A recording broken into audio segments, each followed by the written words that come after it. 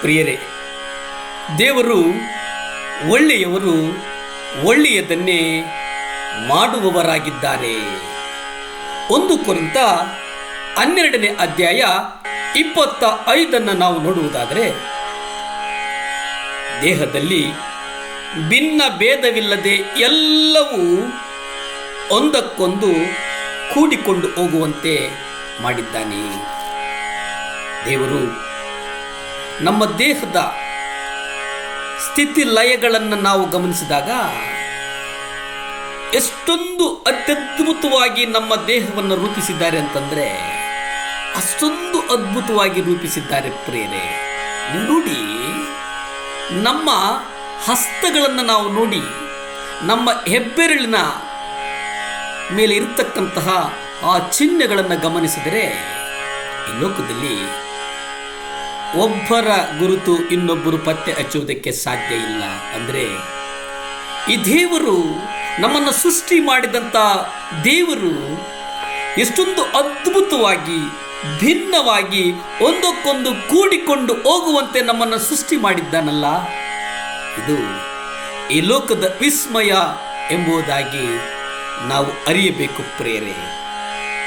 ದೇವರ ಮಕ್ಕಳಾದ ನಮ್ಮಲ್ಲಿ ಏಕತೆ ಮತ್ತು ಒಮ್ಮನಸ್ಸು, ಒಂದೇ ಮನಸ್ಸು ಇರಬೇಕು ಎಂಬುದು ದೇವರ ಅಭಿಲಾಷೆಯಾಗಿದೆ ಪ್ರಿಯರೇ.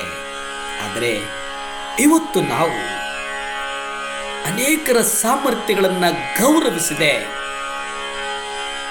ನಾವು ಇವತ್ತು ಅನೇಕರ ವಿಶ್ವಾಸವನ್ನು ಕಳೆದುಕೊಳ್ಳುವಂಥ ಹಂತಕ್ಕೆ ನಾವು ಬಂದಿದ್ದೇವೆ ಎಂಬುದನ್ನು ನಾವು ಗ್ರಹಿಸಬೇಕಾಗಿದೆ ಪ್ರಿಯರೇ.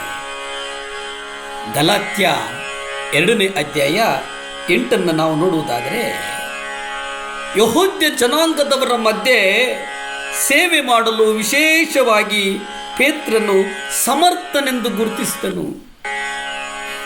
ಪೇತ್ರ ಅವರಿಗಿದ್ದಂಥ ಒಂದು ಸಾಮರ್ಥ್ಯ, ವಿಶೇಷತೆಯನ್ನು ದೇವರು ಗುರುತಿಸಿದರು ಎಂಬುದನ್ನು ನಾವು ಮರೆಯಬಾರದು ಎಂಬುದನ್ನು ಇಲ್ಲಿ ದೇವರು ಗಲಾತ್ಯದಲ್ಲಿ ಬಹಳ ಸ್ಪಷ್ಟವಾಗಿ ಬರೆಯುತ್ತಾ ಇದ್ದಾನೆ ಪ್ರಿಯರೇ. 2 ಸಾಮುವೇಲ 10ನೇ ಅಧ್ಯಾಯ 11 ಮತ್ತು 12 ನಾವು ನೋಡುವುದಾದರೆ, ನಾವು ನಮ್ಮ ಜನರಿಗೋಸ್ಕರವೂ ನಮ್ಮ ದೇವರ ಪಟ್ಟಣಗಳಿಗೋಸ್ಕರವೂ ಬಲಗೊಳ್ಳಬೇಕು. ನಾವು ಯಾರಿಗೆ ಬಲಗೊಳ್ಳಬೇಕು ಅಂತಂದರೆ ಜನರಿಗೋಸ್ಕರ ಬಲಗೊಳ್ಳಬೇಕು,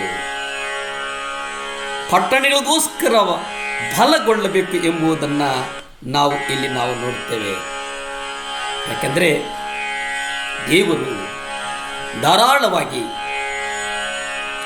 ಸಂಪರ್ಕವನ್ನು ಇಟ್ಟುಕೊಳ್ಳುವಂಥ ದೇವರು ಎಂಬುದನ್ನು ನಾವು ಗ್ರಹಿಸಬೇಕು ಪ್ರಿಯರೇ. ಅದೇ ಕಾರಣಕ್ಕೆ ಫಿಲಿಪ್ಪಿ 2ನೇ ಅಧ್ಯಾಯ 14 ನಾವು ನೋಡ್ತೇವೆ. ಗೊಣಗುಟ್ಟಿದೆಯೂ ವಿವಾದವಿಲ್ಲದೆಯೂ ಎಲ್ಲವನ್ನ ಮಾಡಿರಿ. ನೀವು ಯಾವುದೇ ಕಾರಣಕ್ಕೂ ಮನಸ್ಸಿನಲ್ಲಿ ತಾರತಮ್ಯ ತೋರಿಸಿಕೊಂಡು ಗೊಣಗುಟ್ಟುವುದು ಬೇಡ, ತಾರತಮ್ಯ ಮಾಡುವುದು ಬೇಡ. ನೀವು ಸಮಾಧಾನದಿಂದ ಮಾಡಿರಿ ಎಂಬುದಾಗಿ ನಾವು ನೋಡ್ತೇವೆ ಪ್ರಿಯರೇ. ನಾವು ಸಮಾಧಾನದಿಂದ ದೇವರು ನಮಗೆ ಕೊಟ್ಟಿರ್ತಕ್ಕಂಥ ಕೈಂಕಾರ್ಯವನ್ನು ನಾವು ಮಾಡಿದಾಗ ದೇವರು ನಮ್ಮನ್ನು ಹೇರಳವಾಗಿ ಆಶೀರ್ವಾದ ಮಾಡ್ತಾನೆ ಪ್ರಿಯರೇ. ಪ್ರಾರ್ಥನೆ ಮಾಡಿಕೊಳ್ಳೋಣವೇ. ಭೂಮಿ ಆಕಾಶಗಳನ್ನು ಉಂಟು ಮಾಡಿದಂಥ ಸರ್ವಶಕ್ತನಾದಂಥ ದೇವರೇ, ಕೋಟಿ ಸ್ತೋತ್ರನಪ್ಪ. ರಾಜಾ ಸ್ತೋತ್ರ ಸ್ವಾಮಿ, ಎಲ್ಶಡಾಯಿ ಸ್ತೋತ್ರ, ಎಬಿನೇಜರ್ ಸ್ತೋತ್ರ ಸ್ವಾಮಿ. ಅಪ್ಪ, ಈ ಮುಂಜಾನೆಯ ಸಮಯದಲ್ಲಿ, ಈ ಶ್ರಮದ ದಿನಗಳಲ್ಲಿ ಸ್ವಾಮಿ, ಯಾರ್ಯಾರು ಮೊಣಕಾಲಾಕಿ ಪ್ರಾರ್ಥಿಸ್ತಾ ಇದ್ದಾರಯ್ಯ, ಅವ್ರಿಗಾಗಿ ಪ್ರಾರ್ಥಿಸ್ತೇನಪ್ಪ. ವಿಶೇಷವಾಗಿ ಸ್ವಾಮಿ, ಮಕ್ಕಳು ಪರೀಕ್ಷೆ ಬರಿತಾ ಇದ್ದಾರಪ್ಪ ದೇವರೇ, ಆ ಮಕ್ಕಳ ಪರೀಕ್ಷೆಗಳಿಗಾಗಿ ಪ್ರಾರ್ಥಿಸ್ತೇನಯ್ಯ ದೇವಾ. ಮಕ್ಕಳು ಓದಿದ್ದು ನೆನಪಿನಲ್ಲಿಟ್ಟುಕೊಂಡು ಪರೀಕ್ಷೆಯಲ್ಲಿ ಯಾವುದೇ ಥರದ ಭಯ ಹೊಂದದೆ, ಗಲಿಬಿಲಿಗಳಿಲ್ಲದೆ ಮಕ್ಕಳು ಸ್ವಾಮಿ ಒಂದು ವಿಶೇಷ ಜ್ಞಾನದಿಂದ ಪರೀಕ್ಷೆಯನ್ನು ಎದುರಿಸುವುದಕ್ಕೆ ನೀವು ಕೃಪೆಯನ್ನು ಅನುಗ್ರಹಿಸ್ತೀರಂತ ನಾನು ಬಲವಾಗಿ ನಂಬುತ್ತೇನೆ ಸ್ವಾಮಿ. ಸಹಾಯ ಮಾಡಪ್ಪ, ಸುಖ ಕೊಡಪ್ಪ, ಬಲ ಕೊಡಪ್ಪ.